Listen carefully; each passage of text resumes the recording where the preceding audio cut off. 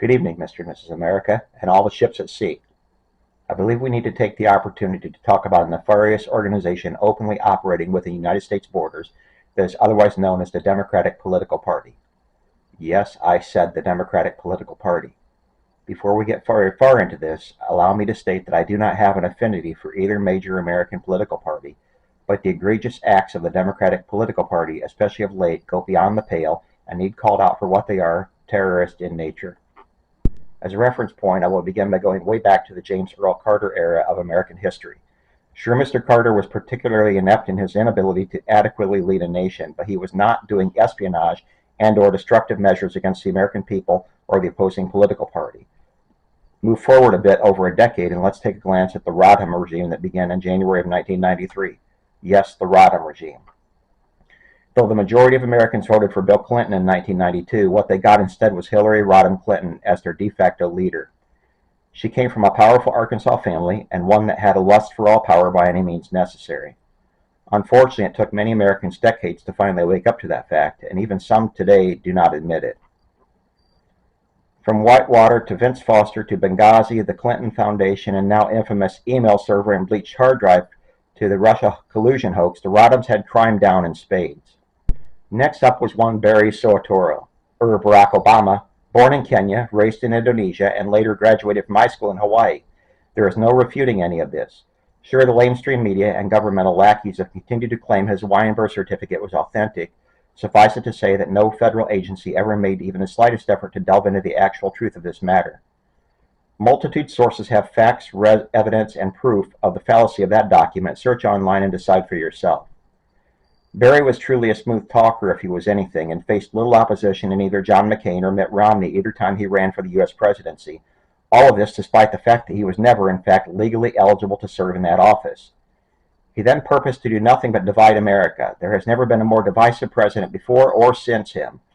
Race baiting was his modus operandi, and he harped on the supposed racial injustices he imagined day and night and every minute in between. During his reign, the infamous Ferguson, Missouri riots took place, along with the Trayvon Martin case in Sanford, Florida. The Ferguson case is where a teenage criminal met his unfortunate end.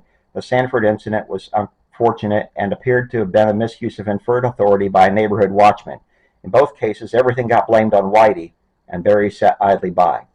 Yes, Barry Soetoro sat back and gleefully watched both of these events unfold, along with the organization and growth of terrorist organizations like BLM and Antifa. When you consider that he was raised a Muslim in Indonesia with a great hatred for America instilled in him early, all of this makes perfect sense. Search further into teachings of one Jeremiah Wright, his longtime, quote, pastor in Chicago, and you will again see why he focused so diligently on racially dividing America.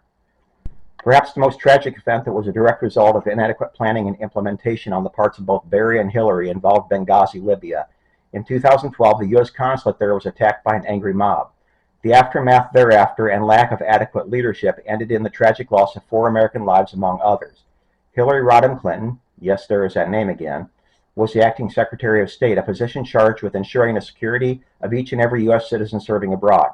You see, under hers and Barry's, quote, leadership, the fatal decision was made in the months leading up to the deadly attack to reduce the number of security personnel at the Benghazi consulate from 34 to 6, despite a worsening security environment in Tripoli and Benghazi, Libya. Ambassador Chris Stevens had earlier requested 13 additional American security personnel at the Benghazi embassy and been denied. Hillary severely either overlooked her legal responsibilities or was complicit in an effort to get Americans killed. There is no other means of interpreting what went on in Benghazi. Barry, after the fact, did zero to hold her accountable for the lack of effective security at the American consulate there.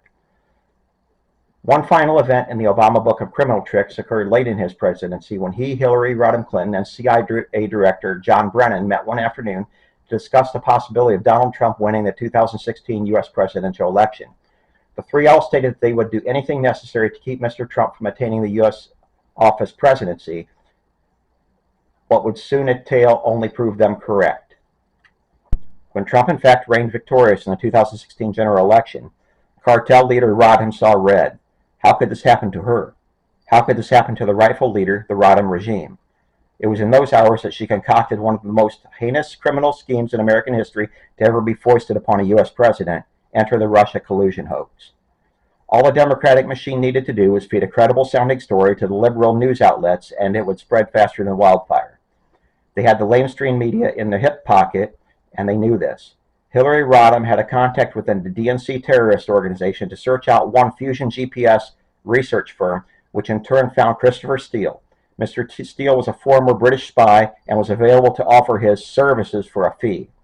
What Mr. Steele then concocted was a written dossier whereby he made false accusations against the president, stating that he had ties to Vladimir Putin and Russia, and that they had somehow worked black magic to allow him to win the 2016 general election.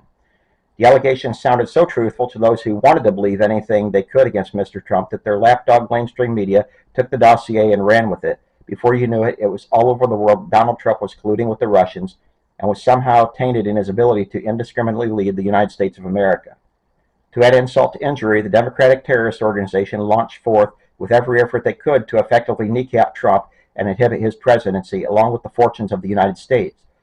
Nasty Pelosi and Adam Schiff launched two fraudulent impeachment efforts in the House of Representatives, the first simply because the president had asked the Ukrainian president to spill the beans on the well-known extortion efforts of the Biden crime cartel. After 4 mostly successful years as U.S. president, in spite of the terrorist efforts of the Democratic terror machine, President Trump ran for re-election in the fall of 2020.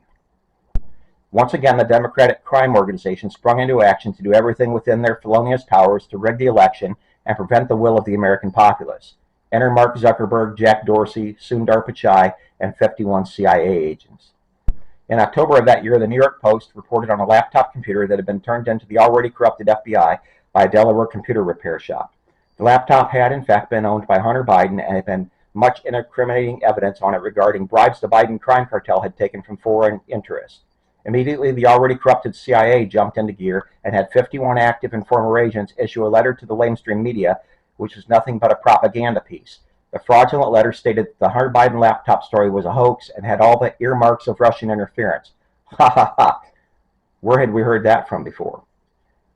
The effort to throw the 2020 general election was in on full swing, and the Democrat terrorist cartel would pull out all the stops. Dorsey, Pichai, and Zuckerberg started blocking and banning accounts of anyone who questioned the hoax Hunter Biden laptop story. Additionally, Zuckerberg funneled massive funds into heavily Democratic voting districts to set up illegal ballot boxes on street corners and to have polling stations lie to ballot checkers and outright pull out trunks of false ballots in the middle of the night. Needless to say, the 2020 general election was stolen, and anyone who questioned it was blocked or banned. Trump questioning it led up to the now infamous J6 show trials, whereby many innocent Americans, even now, are still being held hostage in prisons at the behest of the Democrat terrorist cartel. Next up on the list of Democratic crime tactics is the horrendous Biden reign of terror. Where to begin with this one? Almost from the day he stole office, the United States of America was a worse place for it. From opening all borders to illegal immigrants unchecked and completely against his constitutional duty to protect our borders, to funneling massive amounts of U.S. money to his business partners in Ukraine, Biden had crime down in spades.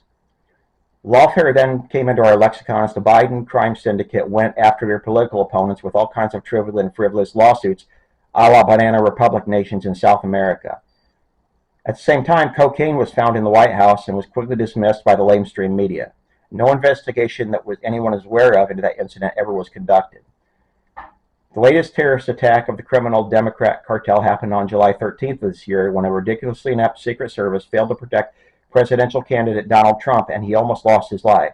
To no one's surprise, neither Biden nor anyone inside his criminal organization has called for the Secret Service Director, Kim Cheadle — you could not make up a better name for her — nor her boss, Alejandro Mayorkas, as corrupt as the day is long, to step down.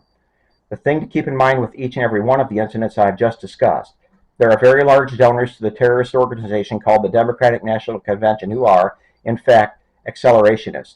What is an accelerationist, you ask? Don't just take my word for it. Research accelerationism for yourself. This is a deep-seated desire by certain moneyed few to accelerate the destruction of the United States of America. Something they feel is eventually bound to happen. They just feel that their accelerating the process will be somehow a good thing. If that is not anti-U.S. terrorism, then nothing is. This puppet could go on with the criminal rap sheet of the Democrat terrorist cartel forever and all the crimes they have committed, but I believe you get the picture. Exposing the truth, my viewers, is what this puppet is all about. Good night and sleep well.